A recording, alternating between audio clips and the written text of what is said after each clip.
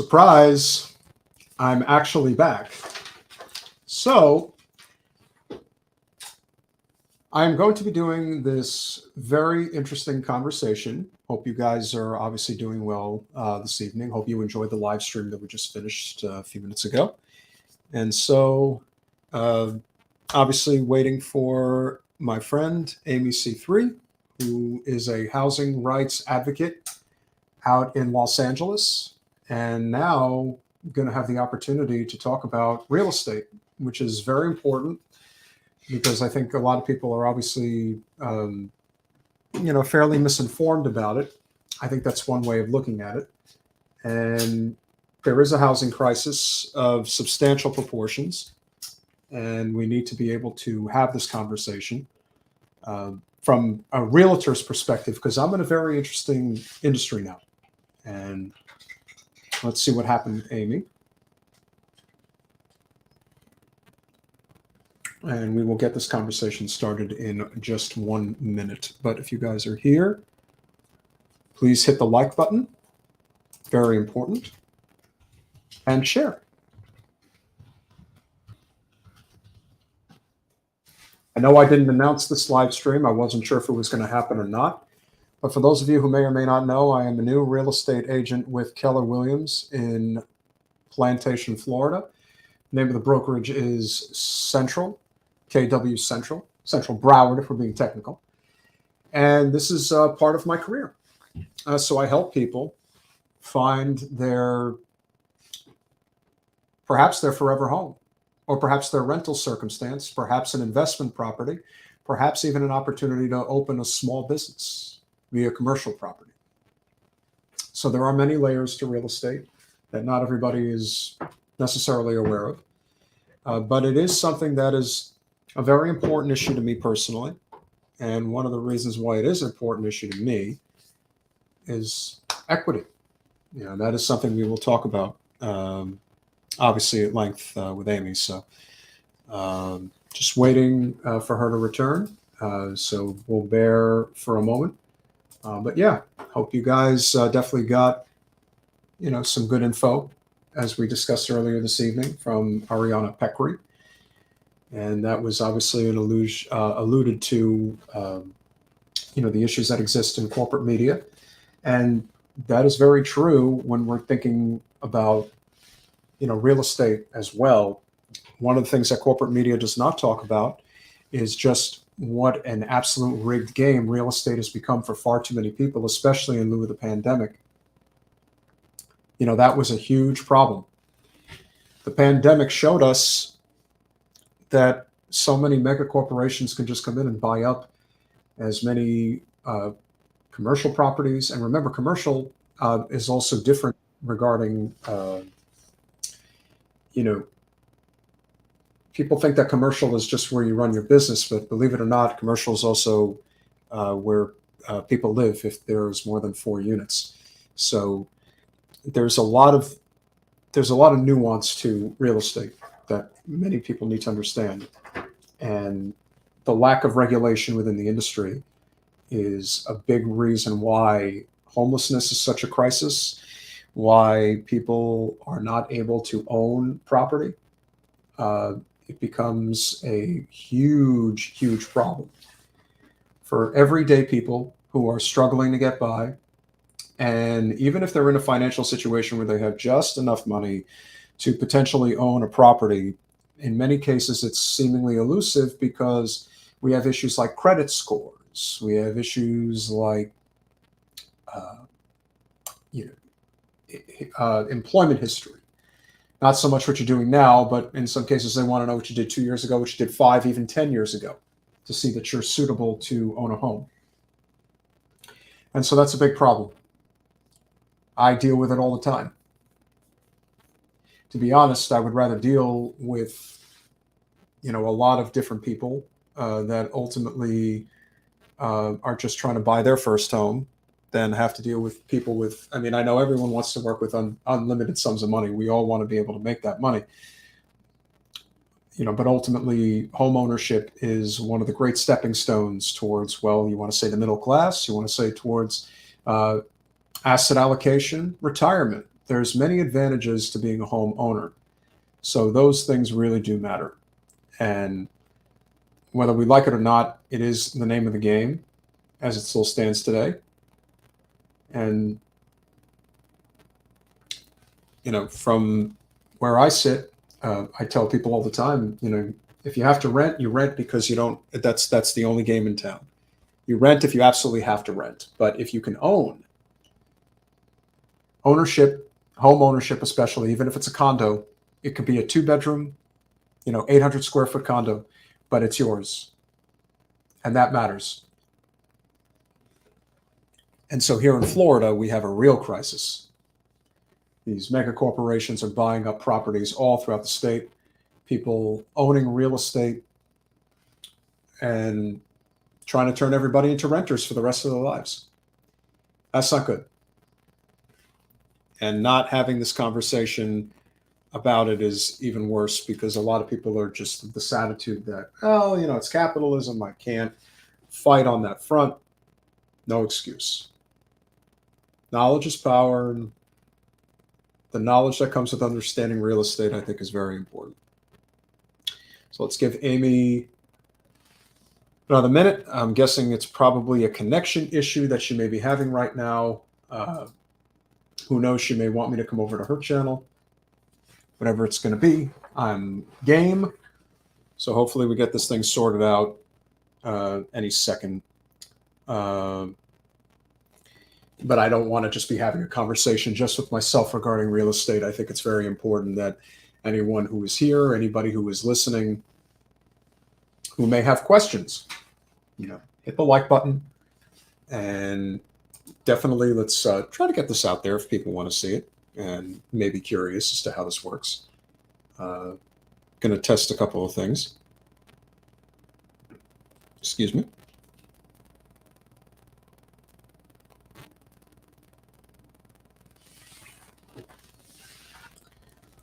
So I really do wonder what's going to happen as the economy is still somewhat in limbo.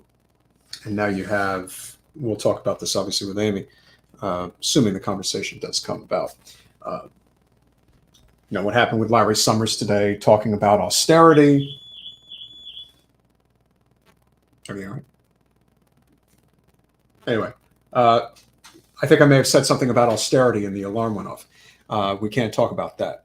But of course, Larry Summers was out there today talking about austerity. That was pretty ridiculous. Regarding,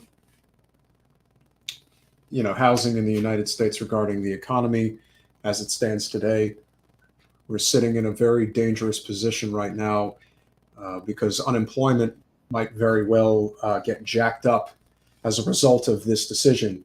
But it looks like my good friend AmyeC3 has finally figured out the tech stuff. I had to put together a big, long banner headline. But Amy, welcome to, I don't know what I'm going to call this. It's going to be a colorful conversation. And I thought that it would be fitting to just use the background where it looks like I'm in a model home that you might show to potential clients. I don't know if that's a home that I would normally show if I was in the Los Angeles area. I'm trying to think of what part of the country that would remind me of. I can see the big stone fireplace in the background, which looks nice. Maybe that's like New Mexico or Texas or something like that. Oh, yeah. You could see this, and it would be like, I could see it more like in Dallas. I could see this being like a Dallas, Texas home. Dallas has a very distinct look. I actually, go figure, I dated a tall blonde from Texas back in the day. And I can tell you, when I was dating her, and this was in New Jersey, they converted their house into make it look just like Dallas. You had the big Longhorns, you had the high ceilings, you had, it was like, we're going to make this like Texas one way or the other. And that is exactly what they did. They brought Texas with them. You can take the people out of Texas. You can't take Texas out of the people. That's what they always say. No, you definitely can't. And just like you can take the girl out of Appalachia, but you can't take Appalachia out of the girl. That's right. So, even though I worked tirelessly to get rid of my little Southern twang, to no avail, though. I am sure it is very cute, depending on what you're saying, and that, of It course, rears is its ugly head in the worst moments. well. It'll probably come in these moments because I'm sure when you get heated, that's when it tends to come out, just as It it is does. actually. It does, yeah. Whenever I Yeah. get mad, it does sort of, yeah. Well, a political friend, Paula Jean Swearingen, and friend Zaina Day, they are both from Appalachia, and when they get upset, they definitely let the twang fly high. So there's nothing wrong with it. You gotta always be, you always have to be as transparent and as honest as you possibly can. I think this is a subject that's probably a long time coming and one that never really gets talked about. I guess what you would say in left circles per se, but it's very important that we do talk about it. What I was alluding to as you were coming on was what happened today regarding Larry Summers, who has doubled down on this idea that austerity must rule the day. We must increase unemployment in order to deal with inflation rather than corporate greed. And corporate greed obviously rears its ugly head every day in the real estate world. So what are your thoughts about Larry Summers saying that, we have to force people out of work because that's the only way we can deal with inflation problems? I was actually covering this a little earlier. I released a 3-minute, very short and very dense video that postulates this possibility that it's actually the Federal Reserve who's responsible for this, incoming recession. And Larry Summers kind of proving that the Federal Reserve is actually willing to make people lose their jobs instead of getting at the heart of the matter, which is that corporations have been exerting more control over the market with their capabilities of setting prices, and their price gouging that has been kind of, I think, misunderstood or misconstrued to be inflation is where we're in this predicament where the federal funds rate that has been rising incrementally over the last 6 months or so hasn't done what it's supposed to do, which is to get a hold of this unprecedented inflation. And a lot of this does stem from the Federal Reserve realizing that they needed to intervene to try to capture what could be the end result of market volatility that looked very similar to what happened in 2008, because these corporations on Wall Street didn't have to reel it back after new regulations were set. They found a new way to trade on mortgage debt, in particular, toxic mortgage debt specifically, through a new secondary market that they created that was funneled through the commercial mortgage-backed securities market instead of the regular agency or residential mortgage-backed securities market. And they did pretty much what they were doing up until the big burst of 2008. It was just with new debt that was packaged and sold from private equity firms who became corporate landlords. And that's the same thing that has been going on for quite some time now. And the Fed knew they had to intervene, and they hired BlackRock as their consultant, and they bought all of that toxic mortgage debt before people started to default en masse and create what would be a very similar outcome as what we saw in the 2007, 2008 era when the subprime mortgage market collapsed. And it's getting pretty bad. And I will say that whenever I hear whenever I hear BlackRock, I immediately think of coal country in West Virginia. I don't know, sound, the word BlackRock is so dirty in literally and figuratively, but private equity firms are without question probably the biggest cockroaches in the entire unfettered capitalist system that we have in our country today. They have reared their ugly head into the world of real estate. They've always been there, but what transpired over the course of the COVID pandemic, it cannot be overstated just how detrimental it's been, whether in Southern California or in South Florida.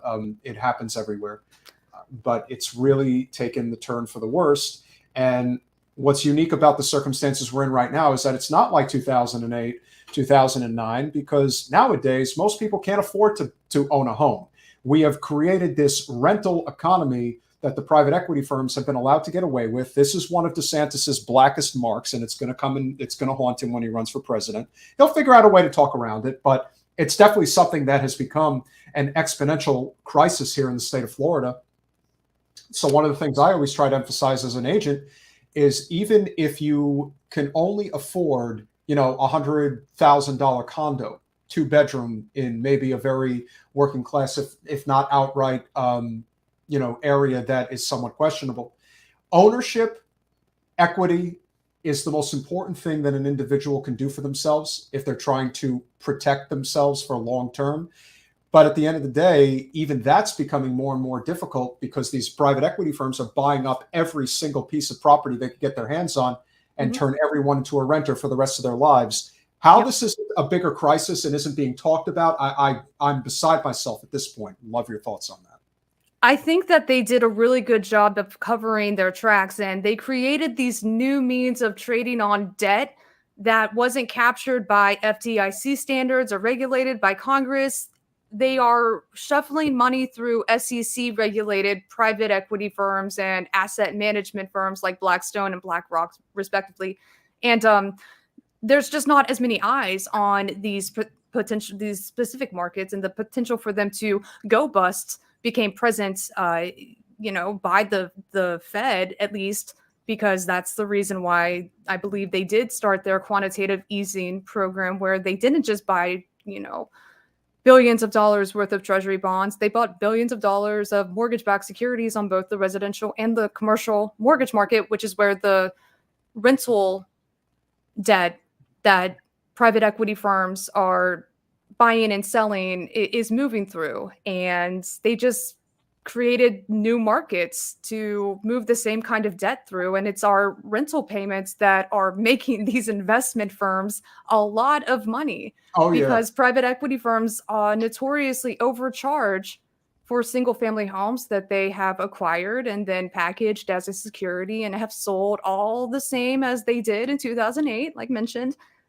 And that market never really died. There was just a new way of creating those means of moving monies from point A to point B. And the amount of money that private equity firms were willing to spend for homes when it became really cheap to borrow money and outcompete regular people in the mortgage market during COVID-19, I think is questionable in and of itself, seeing as though what happened in the last big housing market collapse was the overvaluation of homes and overinflating the aggregate value of homes nationwide is what led to that big market crash and people defaulting on their loans and foreclosing on those loans, because notoriously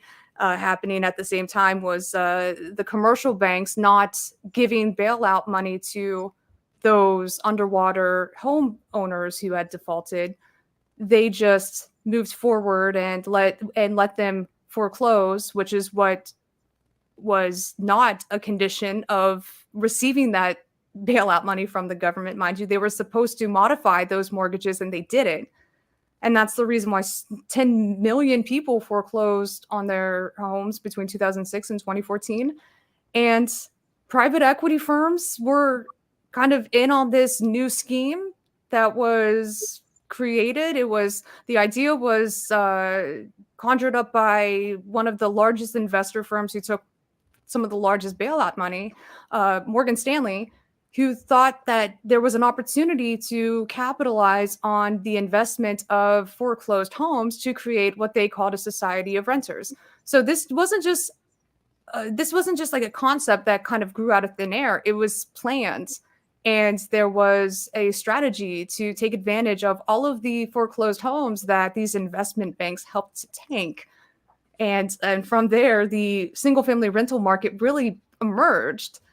And that's kind of adding insult to injury to think that they played a crucial role in keeping a really low number of inventory when it came to new starter homes for millennials, because they were they were buying up all of these properties. They were outbidding their competitors, and they did the same thing during COVID-19. They were paying cash above asking price, and they single-handedly overinflated the value of those markets. And they were doing that like you have. Well, I'm sure you have an idea. Obviously, the greater Los Angeles area has always had one of the most insanely overvalued housing markets in the whole country. It's always been that way. Southern Florida, it's pretty bad too.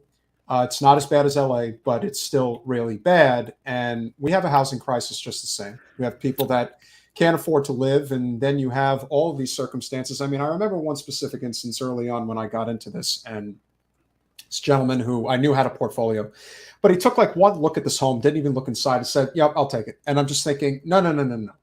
That's not how this is going to work. And I knew not to do business with the guy. And that's the problem. One of the big problems in real estate is people want fast cash. Now, of course, for me, I'm in a more unique situation. I've had a small business that I've run for the better part of a decade, and unfortunately basically went under during the pandemic, and I had to find a new source of income. So I went out and I studied and I got my real estate license. And what I've learned is, like anything that you do, much like in politics, if your dependency is on politics for your living, then you're subject to becoming completely captured by the system. And so that is essentially what happens here in real estate as well. People who are dependent on a paycheck for an industry that has a lot of shady wheelings and dealings can very easily look the other way, knowing full well that maybe that young family that's in our generation that is desperate for equity needs an opportunity to buy a home for, let's say, $200,000, but they have an investor who's going to buy it for $235,000, and they want that extra commission. It's very easy to say, well, I'm just going to go with whoever's offering the most amount of money. Mm-hmm. And herein lies the lack of regulation within the real estate market that we have. This is a huge problem. And it is probably something that has stemmed for years and years and years. And so, being a Los Angeles resident yourself, this is also the after effects of what happens in Western and Northern Los Angeles, Bel Air, Beverly Hills, West Hollywood, Calabasas, places like that, where the cost of living is just so exponentially high that in even more reasonable areas like Whittier and Reseda end up becoming just too expensive for regular working people to live in. Yep. And then you find yourself being pushed further and further out, whether into Riverside County, San Bernardino County. And then you get into the big issues of people, well, my job is in downtown Los Angeles and I have to commute because we have no freaking high-speed rail in this freaking country. I have to commute 2 hours each way to my job just so that I can live. And I don't know how much longer people think they can ignore this problem before the dam is going to break. And it may break even worse than it did 12 years ago. I think so too. And you're speaking to an issue that I do think ended up hitting South Floridians more in the last couple of years, because I think this has been building up for so long in California and Southern California in particular, that a lot of people have already been forced to make major changes and sacrifices to where they live.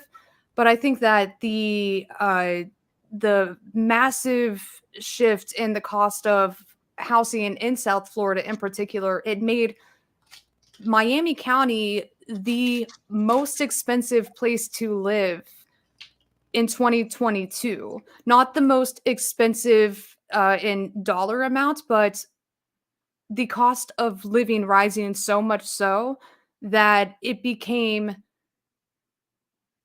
so hard to survive for working class renters. They were forced to pay, I think it got somewhere like ridiculously high, where the average renter was putting over 50% of their income toward rent. Oh, absolutely. And so, well, Miami's a huge problem. And the problem with Miami is it's not, Miami and just Florida in general has a gig economy. Southern California has two major commodity industries. It has the film business and it has international trade.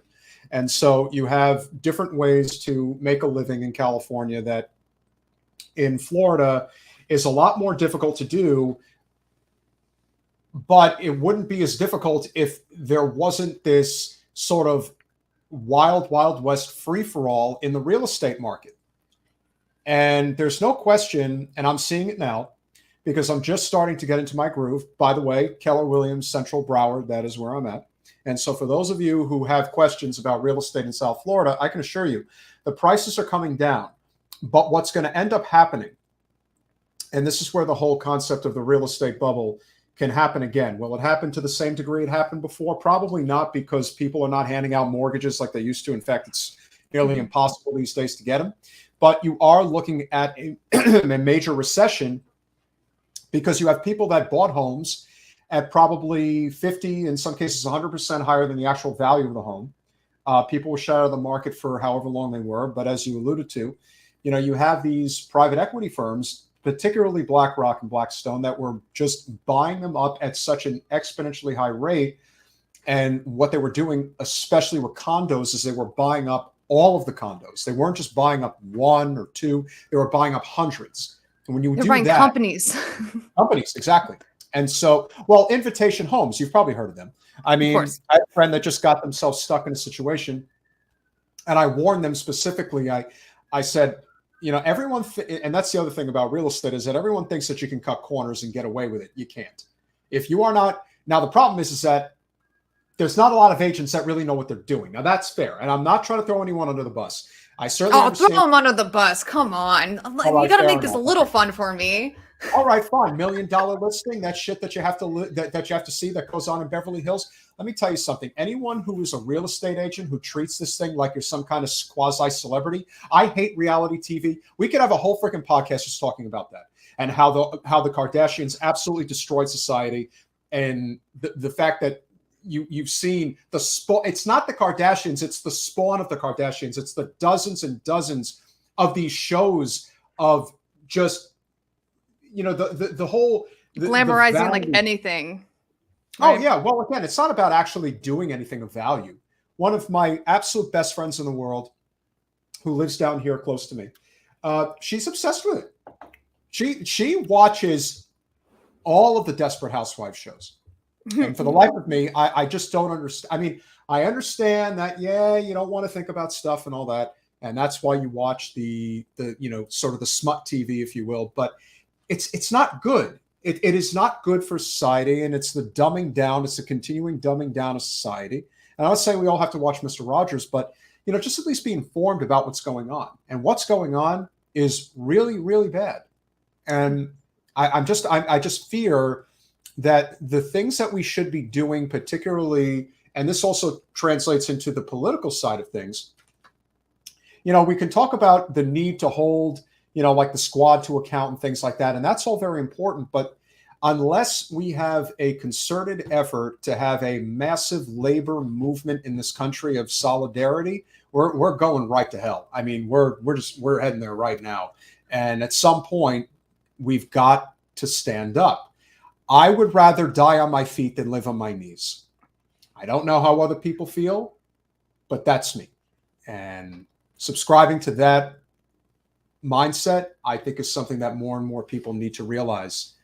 And that's the thing. It's like and especially people that live relatively comfortably, even if they're just in that borderline middle class, upper middle class area, they really think there's too many of them that think that they're safe. And that the system itself is not going to come for them. Oh, it's coming. You can't drink oil and you can't eat money. That's what I like to say.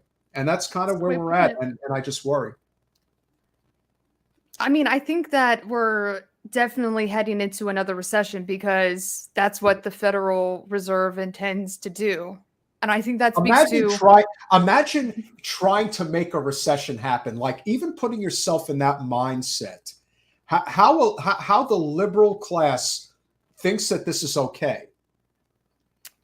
I honestly, we heard Joe Brandon say that he completely is faithful of our institutions, specifically the Federal Reserve. He said he has full faith in their capacity to make the right decision. So we're talking about the same Fed chair under the Trump administration, mind you. I think it speaks to how the Democrats and the Republicans aren't so different after all. And if Jerome Powell says this is what we got to do to, stave off inflation, then there's not going to be any pushback. And that's the problem. The Democrats are willing to allow for people to suffer economically.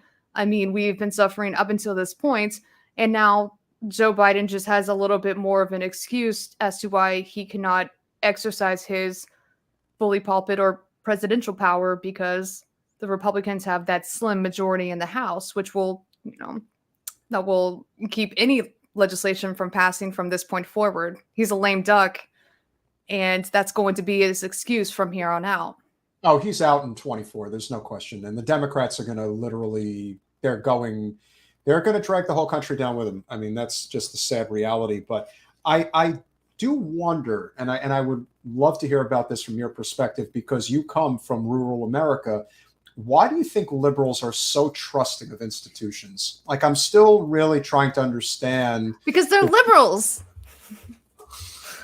They're liberals, so that's their nature, to trust the institution and uphold the status quo. They're not interested in actually abolishing capitalism. They pretend that they want to reform capitalism, but at the end of the day, they're not really looking to implement real change, because they're just as bought and sold as the Republicans. I think liberalism is just a nice, shiny little badge of honor that they wear because it makes them the better of the two evils, and they really pride themselves on that. It's the only way that they can make a distinction from their set of ideals, is that they celebrate Pride Month, and they're therein lies the rub, because guess what? They're not better.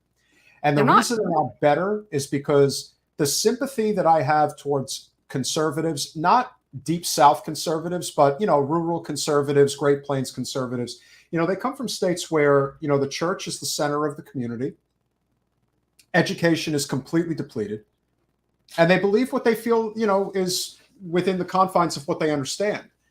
Liberals, on the other hand, tend to be people that come from the suburbs or big cities.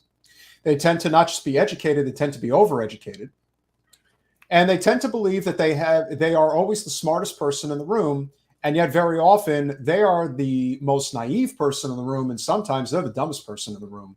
And being so completely out of touch with reality is a very scary thought, and I have members of my family that are like that.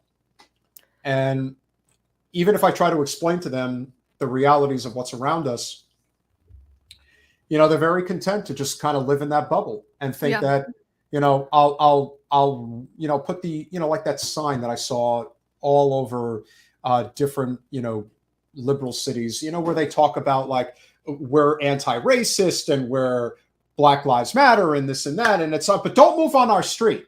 And don't break down don't break down our property values. Don't go to our schools. We're just trying to signal to you, we don't actually want to help you if it's going to affect our ability to live at this level of society. Don't even think about trying to even it out. You can't do that. I think that's where... What's that? No, go ahead. There's a little bit of arrogance that you will see in a liberal's repertoire whenever they're discussing politics and inevitably rubbing everybody the wrong way with their limited scope of understanding, but their confidence in what they believe is right and true and correct. And that's where I think it's really frustrating to even entertain the idea of giving liberals a little bit more time to learn and broaden their horizons, because they almost seem as though they are content with their limited information, kind of like it's ignorance is bliss type thing. When if they were forced to recognize their own blind spots, then there would be nothing standing in the way of labeling them a bigot instead of a woke, better of two evil type of identity politics lover that gives them the power to pretend like they're a better version of Republicans. And that's really what they want to maintain. They don't want to actually fight for change. They don't want to let go of the power that they hold. I think they recognize their class positioning and that they are elevated a little higher than the rest of the working class and the working poor. And in terms of their decisions that they make when it comes to whether or not they do allow that affordable housing complex to be built, they vote in the same way that a conservative would vote. Not in my backyard.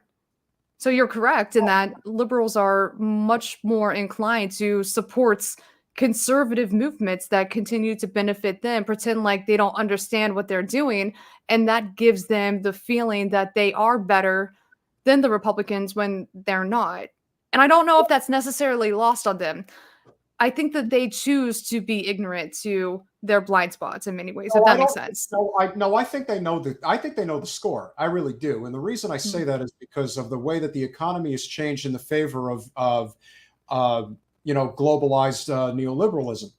So we live in a world today where the tangible qualities of real wealth building, and I'm not talking about wealth building from a private equity firm. I'm talking about wealth building from a small business entrepreneur, person who learns a trade and is able to do something. It could be, a masonry business. It could be, a plumbing service. It could be anything, but anything that requires you to go to a trade school, which trade school should be tuition free, just like public college, state college should be tuition free.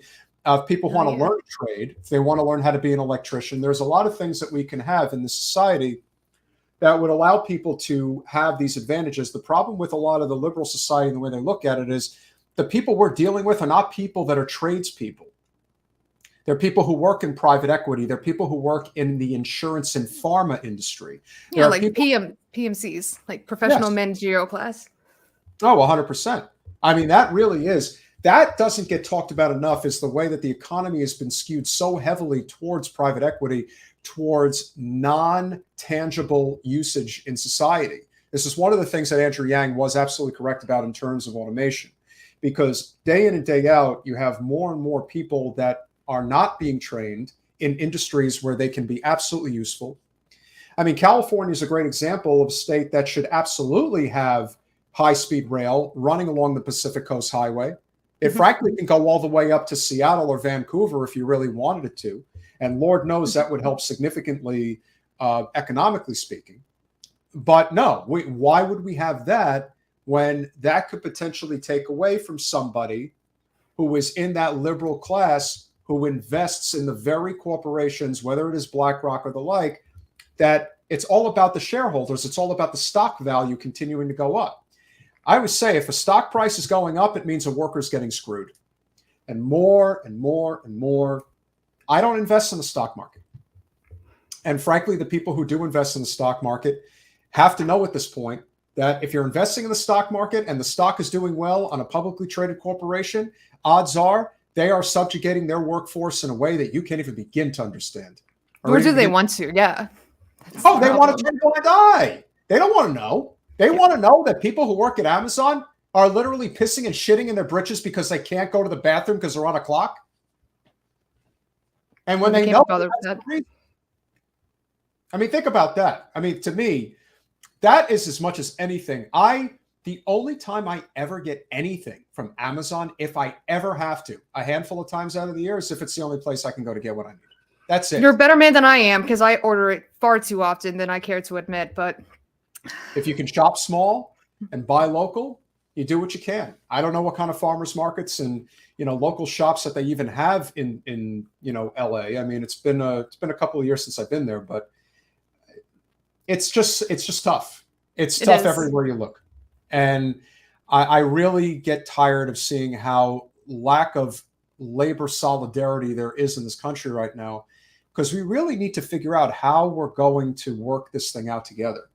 It's not going to happen any other way. One of my roles, I believe, as a real estate agent, is to just try to be, if you follow my Instagram page, because we follow each other, as I would tell that to anybody, is that what I try to do with my social media posts regarding real estate is to try to be as informative as I can be.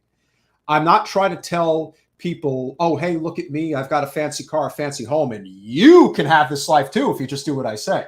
Mhm. No, what I'm trying to do is tell people, keep them as informed as possible, that knowledge is power. And in the real estate game, it's very powerful. They don't want you to know that even if you have something that isn't that impressive to look at, it's actually something that is working for you, not the other way around. When you're renting, you're paying somebody else who gets to live comfortably. And if you're renting for a corporation and you're renting from a corporation, forget it. They're literally robbing you blind. And more people need to know that. But these are the mega corporations that hide in the shadows. It's like people who think that Donald Trump is the most dangerous man alive. It's like most of you don't even know who Larry Summers is. Most of you do not know who Warren Buffett is. There are people who think Warren Buffett's a good guy, which is kind of scary. They think Elon Musk is a good guy.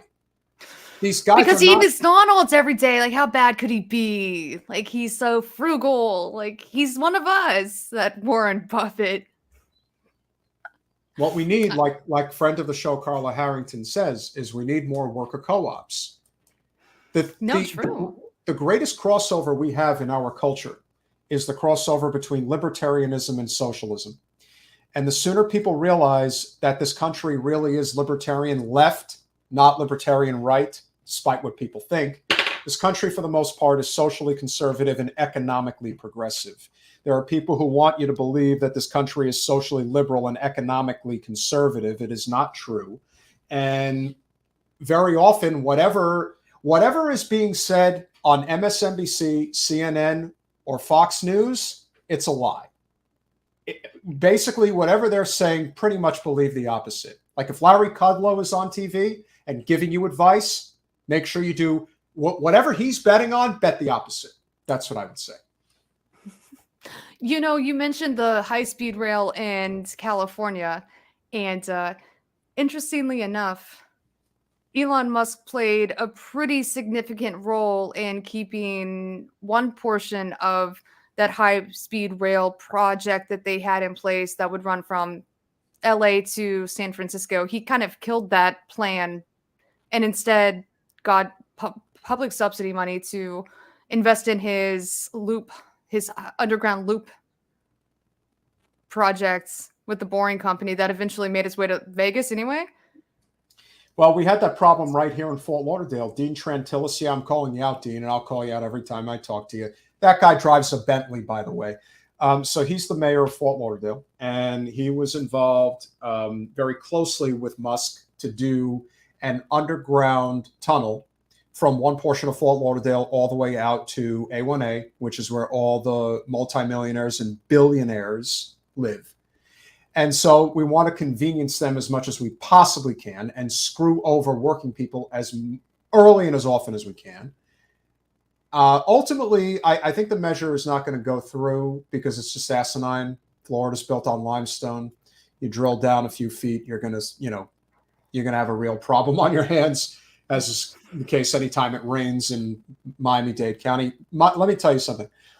And I'm way too honest for my own good when it comes to real estate. If anybody asks me what is my opinion about investing in real estate in Miami-Dade County, I just say I wouldn't because I don't do business in Miami-Dade, and I wouldn't if you asked me to because it's not worth it. Do you think it's because like the risk of like the likelihood is going to be underwater in like 10 years? It's not even the question of whether it'll be underwater. I think if a major hurricane hit Miami, yeah, Miami would go underwater. It would. People, the tens of thousands would die. It would be really bad. And, if it's just like a regular raining day, it floods, which is just nuts. So it isn't really a question of whether Miami officially goes underwater. It's that flood insurance is going to be so high that you're not going to be able to insure the property anymore. How can you? It's just too much risk. And the justification for wanting to be there is even more insane. And so when I think about, the crisis that we have at the border right now, and most of the time it's manufactured deliberately, I would say anytime there's a crisis at the border, it's because there's too many workers in this country who are hip to the game that's being run on them.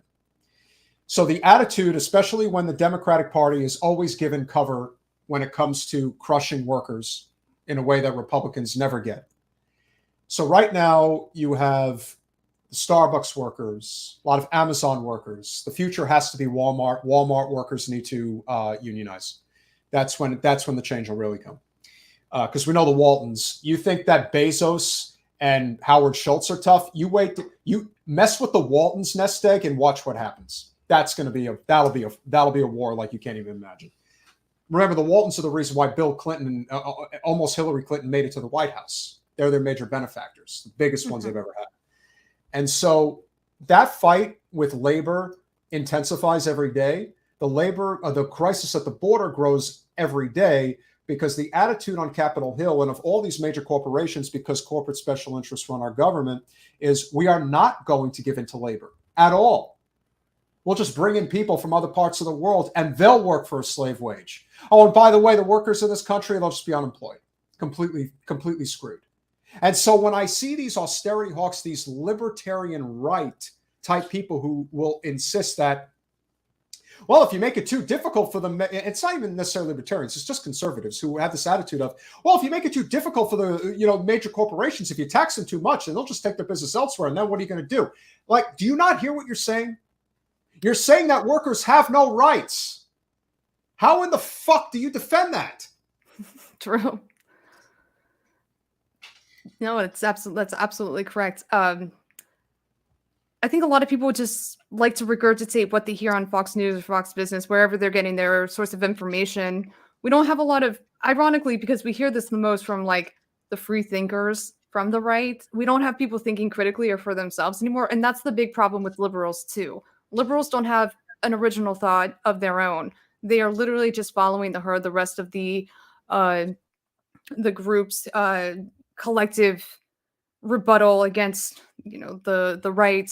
And because there's no real means of obtaining information beyond the scope of what you learn in high school or college, you don't learn about Marxist theory in college, much less high school. You learn a whitewashed, at best liberal version or liberal theory to coincide with the way that our government is running or operating, and people just don't question it. People just don't question that there could be a better way of moving forward if we would go beyond the confines of liberalism, especially in the Democratic Party. Well, the Democratic Party is going to have a reckoning. It's going to happen, and it's probably going to happen as early as 24, because I think people are really getting tired of this. I have been saying for well over a year now that DeSantis is the next president, and every day that goes by, it just becomes more and more obvious that that's the direction that we're heading in. The thing that I fear is that DeSantis could ultimately end up being one of two types of presidents.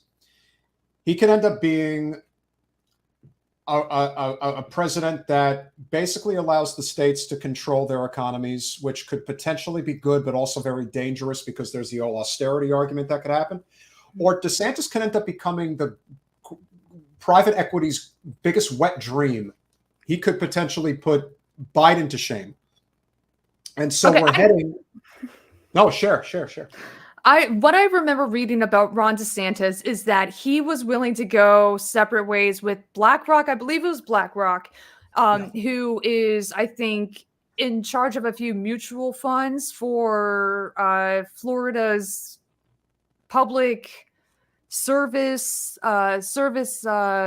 retirement or pension funds, firefighters maybe. And he was going to fire them, and they were going to find a new mutual fund and private equity firm or asset management firm to, manage their pensions because of their, nod to woke capitalism, because they support this idea of green investment in our economy and in,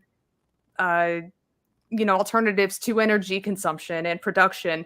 And that was enough for him to be like, oh no, fuck BlackRock. I think that because he is catering to the most conservative and most hateful among us, that he could potentially kneecap his own ventures.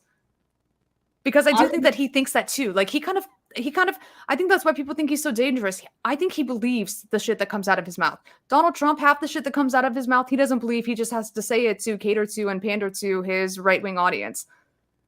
Well, what I would say about DeSantis is that, much like as I alluded to, the country, generally speaking, is economically progressive, because when you present them with the specific issues at bar, having a living wage versus living on welfare, most people universally agree with a living wage. They don't want people living on the government dole. Who would? When it comes to healthcare, overwhelmingly, almost everyone I know, when the simple explanation for universal healthcare is a single payer, government funded, not government run healthcare system that eliminates the for-profit middlemen in between you and your doctor, people agree on that. People agree that we need a green energy, a clean energy economy. And yes, you want to have the conversation about nuclear? I'm happy to have it. Whatever is going to get us off of coal and natural gas the fastest has to happen. If you want to talk about criminal justice reform, legalize or at least decriminalize all drugs. And I got to tell you, the libertarians, they're pretty much on board with all of that, especially ending the wars, these senseless, endless wars. You got Matt effing Gates leading the charge to get a military budget cut for the first time in how many generations? 75 billion, 8% of the military budget has been cut. Now, I know people look at that and say, well, that's nothing compared to what it needs to be. Well, the fact that it's been cut at all it keeps doing is going up, up, up. And now you finally got someone who says, no, we're going to slash it now. That's a big deal. And the reason I bring this up is because, again, this is all economic progressivism. This is not conservatism. It's all economically progressive. But when you get to the social issues of this country, this is a conservative country. That it is. And DeSantis is leaning really hard into it. And of course, the people who are running with it are the most extreme of them all. They're trying to get books banned in school, for God's sake. True. And it's going to work. That's the danger. The danger is it's going to work because you've got social liberals who seriously do not understand when they rub people the wrong way or where they draw the line just way too far. People should be able to live and let live. The biggest problem that they tend to have is that they think their way of living must be accepted by all at all times. And if you don't, you're a racist, you're a sexist, you're a misogynist. Oh, but I'm a straight white male, so I'm inherently evil to begin with. It's shit like that is going to end up with DeSantis getting into the White House because people just don't either. They choose not to get it, or maybe we're just kind of hapless and just heading in that direction. I also think there's just way too many egos in the room. There's too many people in the left circles that have to be seen, have to be heard.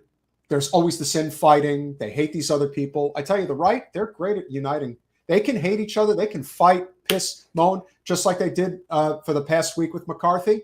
But when it comes to beating Democrats, they'll line up together to squash Democrats. 100%.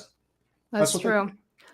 The right has a lot more power and money behind them, and their espoused understanding of the world, their worldview, and their ideology is much more represented within the Republican Party than progressivism could ever be within the Democratic Party, too. And I think that's where it's really difficult to even feel like we have any power. And because it seems like it's an endless battle to even receive the proper kind of representation that would be needed to make top-down changes from within the Democratic Party, we just kind of are flightless birds here on the lefts who are, fighting and mean well and doing our best and trying to fight for what we believe in. But I do think that the most progress we'll ever make is through organizing in real life. Labor.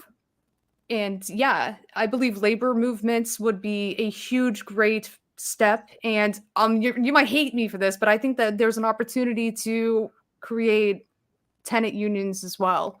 Well, so worker long as co-ops. Yeah, worker co-ops, things like that. I think that's absolutely no. I do believe. I believe in a hybrid system. I believe in a system that splices capitalism and socialism. That's what I believe. Because you can't have, again, the system can work, but if workers don't have equal say with shareholders, society can't function. It just can't work. So you think that there is a way to forcibly regulate capitalism, because I don't believe that we can. I don't think that we can keep capitalism in place, because there will always be an interest to find ways to, skirt regulations, to use the loopholes that will be inevitably granted to them. I guess that's where we're going to be Well, the same absolutely argument. on other sides of the Well, equation I mean, with the solutions. same argument is always made, and again, obviously, people conflate socialism with communism and all this junk. Mhm. The truth is, the best course I ever took in college was government and business. I took it my sophomore, junior year. Um, but it was a course that really explained that too much power on either side is just death. That's what you're going to get. So you can have it Hitler's way or you can have it Stalin's way, but either way, it leads to the graveyard, because if there is no societal balance, and it can't work. The human spirit can only be held down so hard, and that's the whole argument about capitalism, is that the creation of things is inevitable human trait and cannot be curtailed forever. There's also the argument about inherent human greed, and you cannot deny that reality within the system that we live in. Runaway greed has completely destroyed the fabric of what the American democratic experiment was designed to be. You look at everything in our history, and everything suggests that what has happened, especially over the last probably 30, 40 years, is a direct result of the system falling apart. And it's falling apart every day. And all these major decisions that have been made over the course of that time, particularly during Clinton's administration, NAFTA, normal trade relations with China, the 94 crime bill, the 96 Telecom Act, the 99 repeal of Glass-Steagall, all of this stuff has led us to where we are now. George W. Bush started endless war in a way that we never thought could have been conceivable. Obama put it on steroids. Trump was completely in over his head. And now you're in the worst possible situation, where the country is literally going to hell in a handbasket. And you have the ultimate status quo president, who is so thoroughly in cognitive decline that I don't really know or trust anything that he says or does, because I don't think he is acting independently. I think all of his decisions are being made on his behalf. I always Honestly, I think that might be for the best. I don't know, because like the Joe Biden we all know and love, right? The Joe Brandon, like the Joe Brandon. proudly the architect of like how many of the bills that you just listed that were to the detriment of American society. He was definitely the architect of the crime bill, that's for sure. He definitely put people on the Supreme Court that have no business being there. Our own court system is completely bought and paid for at this point. You'd have to be completely naive not to admit that that's reality. And how people That's the reason why I don't know if we can coexist with these capitalists, because I think they're too powerful. Well, and I'd like to see what we can do if we had actual democratic processes in place. Because I don't know if we had the dictatorship or the proletariat, for example, and we had what would be the co-opt model that would extend far beyond our economic situation, that we couldn't possibly exist and coexist if we didn't have those unjust hierarchies that were kind of antagonizing us and keeping us in a perpetual state of oppression. I just think that it is a big ask for a lot of people who maybe are right now feeling more comfortable than the rest of us to join forces and begin this endeavor of, fighting for a better system, a better world for everyone, and not just a few, and not just accepting incremental change over the course of however many years, because I think climate change is a very real thing and time is of the essence. And if we are going to live to see, a world that isn't ravaged by climate change catastrophes, we're going to have to get a stranglehold on over capital, because they are playing a prominent role. They are the reason, in fact, that we are, I think, inching closer and closer to climate change catastrophes that will be irreparable. Irreparable damage. California's turning into, a state like Wyoming or a state like Montana, where, it's not meant to have that type of a population. And the more that, the dry seasons just grow bigger and bigger, the more that the brush fire becomes a problem. Although we had a guest on our show from Ireland who talked about goats and the effects that they have on eating the brush and what that could do. But that's just one thing. Until you're willing to change the energy grid, and you have a terrible governor, I have to say. I mean, you really do. And, because he's, Don Draper playing a politician who thinks he's going to be president, which is a hoot. But I mean, listen. I never want to underestimate the how far charisma can go, because everyone's going to want to get a beer with Gavin Newsom, and we had Donald Trump for 4 years. And it was really great. It was the greatest, incredible time in our nation's history. That's how it will be written. It'll be wonderful. Believe me, I wrote it myself. And that's the sad part, is that we're living in the world of ultimate vanity. It's like in The Devil's Advocate, vanity, my favorite sin. And it's true, because the vain existence that we live in, where people overvalue material wealth versus, structural wealth. When you're talking about the ability to drink clean water, have, a living wage, to have housing, to have healthcare, those things are not as elusive as people think. But the people who have an opportunity to make a stand are just refusing to do it. And that's got to change. And the only way it will change is if we build a labor movement big enough where we can actually move the needle in the direction that it needs to move in. The system that is possible in the United States is one where the balance between the workers and the shareholders evens itself out. Now, whatever you want to call that system, if you want to call it democratic socialism, if you want to call it a social democracy, a hybrid system, whatever it is, it needs to happen, and it needs to happen as soon as possible. And you also have to be able to convince enough people that this is the only way forward, because capitalism on its own can't survive, and socialism on its own can't survive. And so we need to do whatever we can to bring as many of those people together. And in the process, as just the same, being able to inform people as much as possible about what they can and can't accomplish regarding their own personal wealth and retirement. Because right now, I mean, the percentage of people in this country that literally will go into complete poverty if they miss one paycheck, if they have one bad accident and have to go to the hospital. I mean, the fact that we have for-profit hospitals in the United States should just make people lose their mind. But this is a conversation that I think you and I can have, probably pretty frequently. And I think it's, I love talking to you, and I think that it's better to talk with somebody that you don't agree with 100%, because we all too often want to just have these conversations in these echo chambers where we feel comfortable about, oh yeah, we totally agree.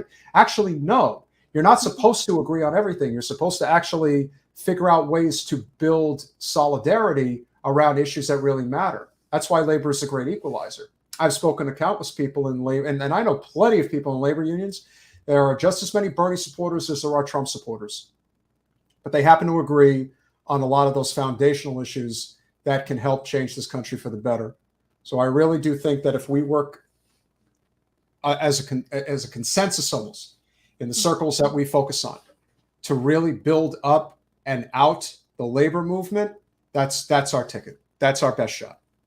If we fail, we fail. But if we're going to give it our best shot, to me, having some type of a radical labor movement in the U.S., it's long overdue, and it's the only way I think we get out of our own way. And of course, I've got this wonderful, I'm ready. I'll put my vest on. Put on that yellow vest. No, I mean, I agree with you. I do think that we're going to have to, as leftists, and as I'm inching closer to feeling comfortable calling myself a communist even, understanding that it takes a little while for people to fully even understand their own oppression. And if we are not setting a good example and having conversations and exhibiting this ability to talk to one another, then we're not necessarily doing anyone any favors. And I'm trying to be a little bit more mindful of that and not being so closed off and allowing for a little bit of diversity of thought and opinion. No right wingers though, like no conservatives. Unfortunately, do I because I have a little bit of a hesitation to bring on a conservative, but that's just me. But if I you do totally. that, if you talk to conservatives, then good for you. Like we all I have do. our roles to play. Listen, there's conservatives in the chat. There's friend of the show, Metopoly, who says that climate change is a sham. It's like, look, I can't help you, pal. I can't. I just help want you. to talk to people like that who are like, oh, like give me your time, give me your ear. I think climate change is a sham. Now let's debate. You know what I mean? Like it can be really hard to even entertain conservatives. Well, all I would say to somebody who says that climate change is a sham, okay, let's say that it's a sham. Do you think it's fair to say that people should be able to have clean water to drink? Because if you think that clean water to drink is something that people should have, then you should be against coal, fracking, oil drilling.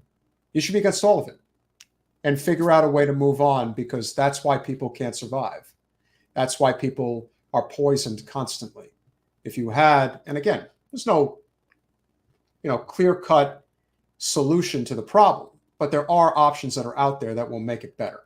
And as a result of moving in that direction, whether it is with solar, wind, geothermal, hydro, even nuclear, whatever, what you will do is effectively eliminate the carbon footprint. And if you do that, then the water inevitably will be cleaner, if not clean. And that's just one example. So for those that are just looking for reasons to say, well, if they deny climate science and all that, it is what it is. I still think there's always a way to have that conversation. I mean, I grew up with it in Central Jersey. I mean, I have a friend who once said, "I'm to the right of fascism." That's how insane the type of people that I grew up with. In Central Jersey, no less. Huh. Oh yeah. Oh, Interesting. absolutely. Oh yeah. The devil really is in Jersey City, huh? Monmouth County, New Jersey, Ocean County, New Jersey. Oh, you've got serious conservatism in that part of the state, that part of the country. It exists. People believe what they believe. That doesn't, I mean, to me, it is tough because everyone has a different opinion about how we get where we're going to go. It's not easy to have these conversations, but they have to be had.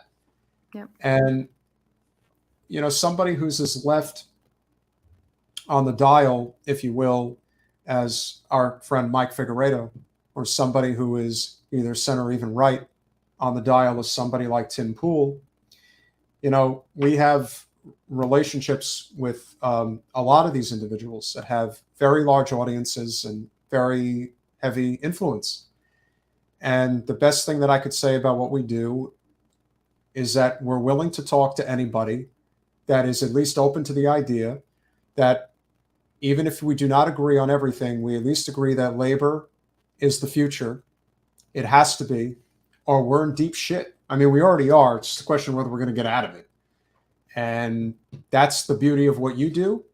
That's what I try to do. Try to be as informative as I can be. And, I'm definitely going to be doing more of these types of conversations, especially now that I'm really into real estate. And I'm glad that you were willing to listen to my semi-capitalist viewpoint of well, you're a real estate agent. Of course, I knew that I was going to be getting into a little bit of this discussion. So, not that there's, I've actually, this might make you happy. I find myself looking at housing discourse a lot, especially on Twitter. And right now there's a huge discussion talking about like who's the real baddies. Because there was an Atlantic article talking about how BlackRock isn't actually the one who is to blame with the housing crisis that we're in. It's actually your neighbors. It's actually local officials who are, with their zoning codes that are making it really difficult to build, blah, blah, blah.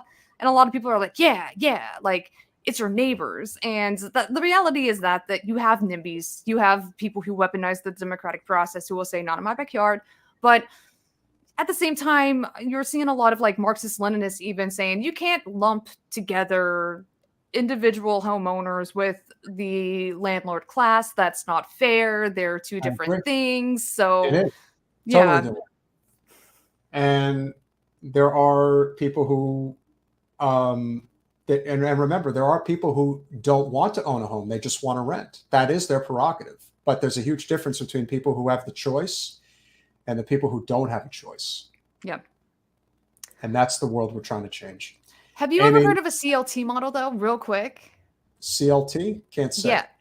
What is Yeah. it? Community land trust model. It is a model that is not often used because they're difficult to actually create, as it requires the purchase of homes and lands and property from the market, and it can be really expensive to do so. But basically, it is the transfer of private property to a public trust that then holds the lands in a trust, and then allows people to own 99-year ground leases, which is like partial Yeah, I've heard of ownership. those. Mhm.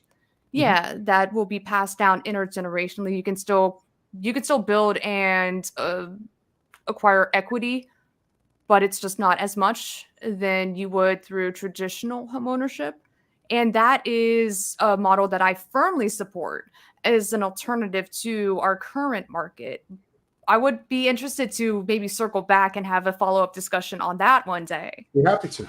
I think Okay. that's, and I think all of these conversations regarding real estate are very important. But the one thing, as I try to tell people, we're not going to agree on everything, but I think we can agree on the for-profit middlemen that are destroying our lives, Hmm. and not the least of which are these private equity firms that make it impossible for people to achieve home ownership. A lot of times what you'll hear from people on the right is we just have to get rid of the corruption and the corruption and the corruption. And they're correct. But their solution to dealing with the corruption is not actually dealing with the infrastructural change that has to happen. And that's the big issue.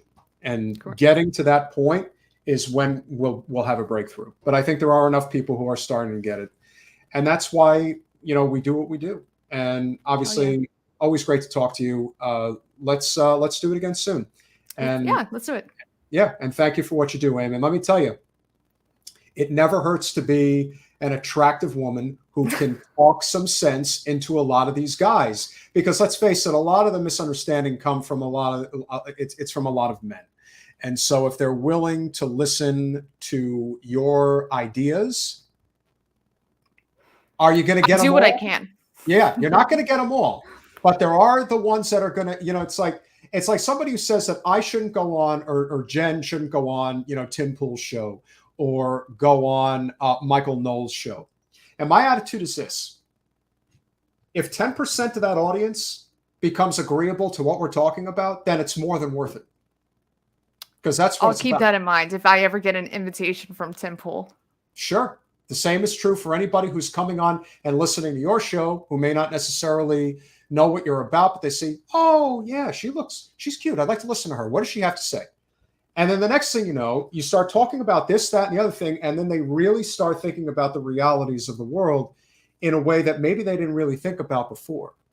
And then minds change, and change can ultimately come from that. And that is using what you can for good.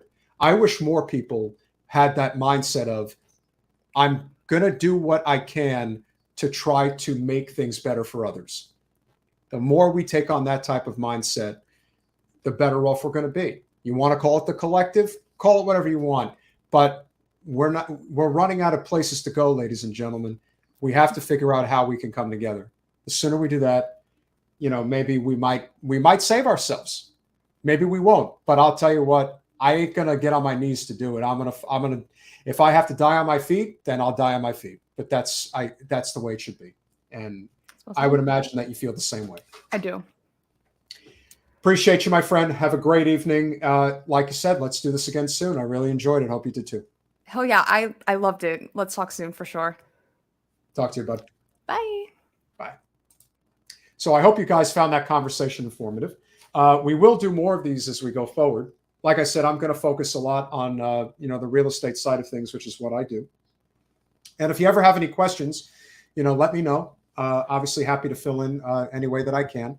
It's late, so I got to get rolling, as is my awesome friend and producer, Ben. He's got to roll too.